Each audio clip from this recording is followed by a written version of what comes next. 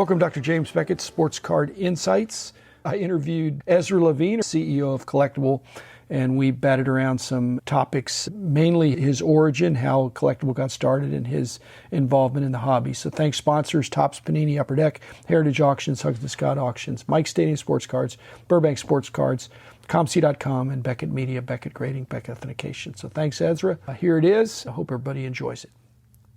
Here with Ezra Levine, CEO of Collectable. Tell us about your hobby journey as well as how this great idea germinated. Yeah, sure. Collectable hasn't always been a fractional ownership company. In fact, Collectable has been around the hobby since 2013. It was an app. You'd go onto the Collectable app and it would tell you prices of auction results. The backstory is that the prior management team of Collectable transitioned the business when they saw fractionalization starting to emerge. Shout out to the original founding team. Really Jason Epstein, who had the idea to pivot the business to fractional. And then he sought out for around 18 months to locate a new CEO and a management team for the fractional concept. Cut to, I was working on Wall Street. I spent about 10 years on Wall Street. I'd also had a great sports entrepreneurial experience where I co-founded a minor league football league and ultimately sold it. And here I was in my career where I was straddling the capital markets and sports entrepreneurial. And so I had a background in the hobby. My dad's been in it for a long time. I remember when I was a kid, he would go off to the National every year with his hobby buddies. Some of his hobby buddies are still his closest friends to this day. So I was always around the hobby through my father. As I was debating what I should do with my career, I had a long conversation with my dad. And he said, hey, look, you should really take a look at the collectibles industry. There's something really interesting going on. We're seeing rising prices. We're seeing different types of entrants come in the category and new ways of doing it and new technologies. It was really through that conversation that I started to dive deeper and explore and reconnect with the hobby. And I really just almost randomly connected with the team at Collectable as they were transitioning the business. After a series of conversations, they sold me on the idea of fractionalization. And I had to be self-reflective enough to think that I could do the job well. And ultimately, I accepted the job as CEO of Collectable. And that's really where my journey began in January of 2020. It's been an incredibly exciting time for the hobby, for the industry, as we like to call it now. And it's been a really exciting time for fractional ownership and in our place within that. There's a niche of the hobby as well. Are you more of a strategy guy or more helping build the team? Or as a CEO, you wear a lot of hats. So what has been job one as you came in? And it's been the most exciting 2 years in the hobby. CEOs of small companies can attest. When you wear the title of CEO, you wear the title of absolutely every job within that company, whether it's CEO or janitor or strategy or sales, you wear every single hat. Our job at Collectable is to put together a team of doers, a team of people who could execute, people who are hungry and motivated, who have category expertise. You need people who have been in the industry for a long time, obviously, but you also need some people who have an outsider's view, a fresh lens of the industry, right? Because ultimately we're trying to skate to where the puck is going, not to necessarily where it's been. Our job was to put together a team of talented and hungry people who believed in the mission, who saw the opportunity, and to roll up our sleeves and do whatever it took to get the company off the ground and to continue to execute and build on. If the CEO wears three hats, a startup, you've got to build a team, you've got to set the strategy. But the third thing, which I don't think has been that difficult for you, is sometimes the CEO spends a lot of time raising money.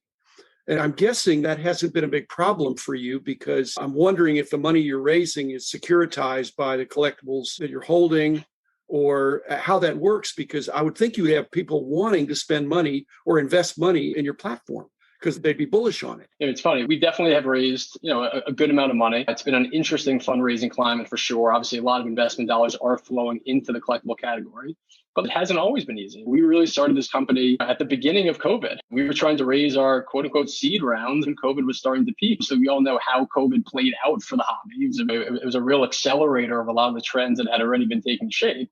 But at that time, there was a lot of uncertainty in the world, and it wasn't so obvious what the outcome was. But for a while, we were bootstrapping this. We learned how to be very capital efficient. We learned how to be really resourceful. We learned how to get things done cheaply, how to execute, and how really to never take no for an answer. Honestly, what our big break is that we started to act as if we were well-funded, even though we weren't well-funded, right? So we started to really game plan and strategize and strike up relationships on the supply side with collectors and dealers and auction houses, even prior to our company's outward-facing launch. So by the time we did launch, we had amazing offerings. Our bet was that the quality of the offerings were going to bring demand, that if you had great stuff, people were going to come to your platform because you were the only game in town who had that item, right? So our first launch asset, 1953 Mickey Mantle PSA 10, just an iconic card.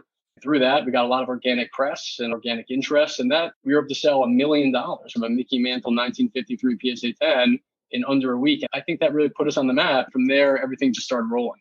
You weren't the first one in. I think Rally was already doing stuff. I'm not sure about some of these others, but did that make it easier for you or harder for you? Did you have to develop a niche, or the quality of the item just spoke for itself?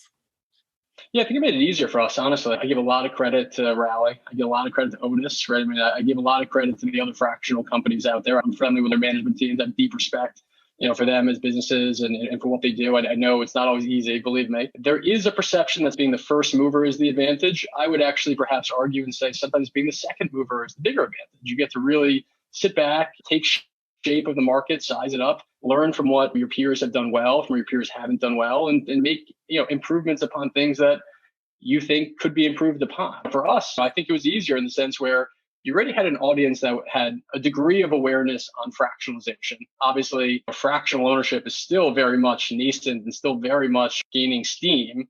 And I think a lot of people still have to be much more educated on the benefits of it, but people had heard of it before. We were not the first game in town. There's a degree of education where we're stepping into something that people already somewhat understood. It also allowed us to probably get better supply earlier because there was proof of concept in the market that sports cards or collectibles could be fractionalized. So I think we absolutely benefited from it. But what has really differentiated Collectable has been a couple things. But first and foremost, it's been our unbelievable access to top tier supply. I've always thought, because I'd always known about art in the high end art market and wine, I think as well. And there's some others. So there, and I think Rally and some of these others did other stuff before they did trading cards. Yes. But are you the main one that is primarily trading cards at this point? I'm sure you may have designs to expand, but the others moved into sports cards. You guys started there, which I've always said it's a really difficult vertical because you need a lot of knowledge, a lot of passion there, but there's a lot of chaos as well. Yeah, we are focused on sports cards, collectibles, memorabilia. We've done photographs, we've got tickets, but yeah, we are singularly focused on sports. Obviously, as our name suggests, we always have the optionality of expanding to other verticals. We've obviously been approached about expanding into other categories. But for us, we're really not trying to build our entire business on day one or year one. We're really focused on blocking and tackling, really building out the processes, our infrastructure, our know-how. I'll also say this, I think content and education is a big thing in this category. And what fractional ownership can do for the market is bring in a lot of new participants. The beauty of that, obviously, is that it expands the pool of buyers and popularity of the hobby, which is great. The potential downside is that the new people who are coming in don't have the level of knowledge or education around what moves this market, what makes it tick, what are the pitfalls, what are the benefits.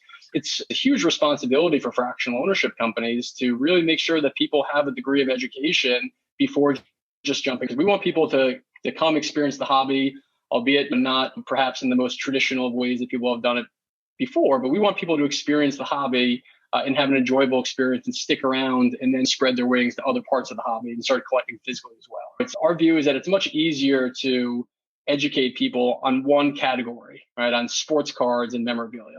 And believe me, it's tricky enough to do that. People, as you better than everyone else, people have all different interests and preferences, even just within sports cards and memorabilia. But really, we're focused on one single vertical to really educate people and to get our processes down pat, and we'll see what happens from there. In a bull market, it's not that hard to explain to people what you do, but it's a mixed market and not everything shoots to the moon, but that's the same as any market. But we've had tailwinds largely the last couple of years, and hopefully we'll continue to have that. Even without that, you have some iconic things that you've chosen to present on your platform. How does that happen? Does somebody contact you or are you contacting them? What's the predominant way that you're getting these fabulous items?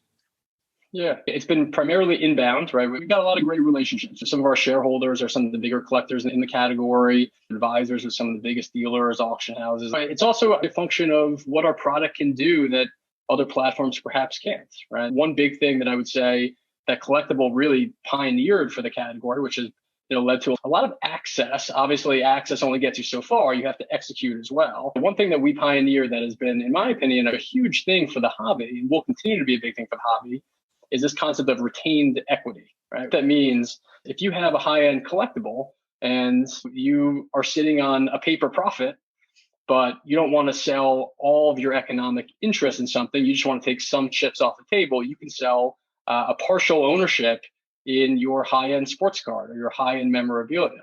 What this has done is created a degree of flexibility that allows people to get some money out, but still have some skin in the game in case of further appreciation. I think that's been a feature that a lot of people, a lot of high-end collectors have really loved. A lot of high-end collectors, as you know, love their items, love their collectibles, and don't necessarily want to sell all of it, but they have families and they have other needs, and they could use some degree of liquidity on those items or flexibility on those items. Our concept of retained equity has allowed them to free up some cash without having to part 100% with those items. Well, okay, I understand that, but does that mean they have to send you the item? Because you have to vault that item to be able to sell shares of it.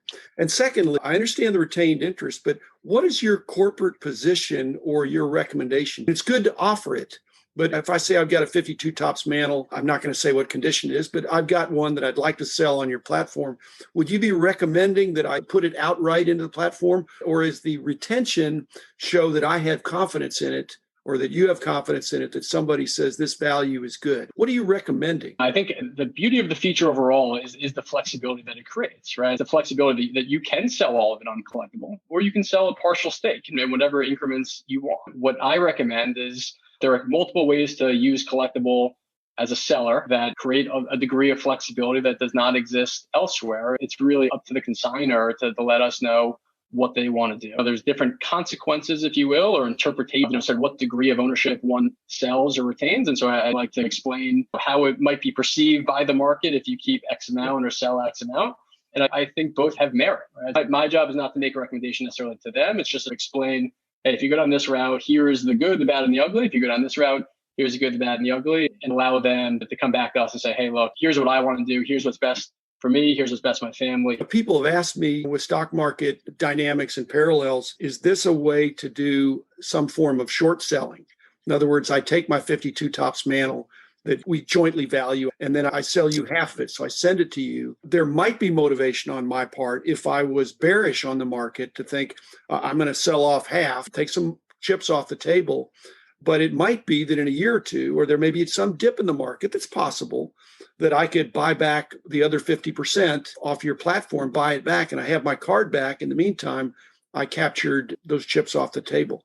Is anybody thinking that way? I don't think you'd want to encourage that, but that would be the closest thing to a form of short. Look, we have protections in place. There is a board effectively who sits at the intersection of the consignor and the other shareholders in the asset. So our job ultimately is to protect those other shareholders, of course. We certainly have great oversights into this, obviously, but it's also a market too, right? There are market forces. So our job is to take assets public at what we think are fair value today, right? And ultimately, you can't always control market forces. You can't always control what happens in the macro climate. But ultimately, our team does a great job of curating and sourcing items that we think are iconic, that are historically and culturally relevant, that we think have long-term price appreciation, but also ones we think will resonate and are right for fractional. Not every piece, not every athlete, not every card, not every member is right for fractional. So our job is really to sift out and cure all the items that we believe are right for the platform. And sometimes that sifting out is not just evaluating what the card is, but also the opportunity, the needs of the consignor, the seller, and that all very much goes into our thought process as well. Thanks, Ezra. Very helpful. I think I'll keep my 52 Topps mantle, but you're a great option to consider. So thanks for being on the show. The man in the house of cards. The man in the house of cards. The man in the house of cards is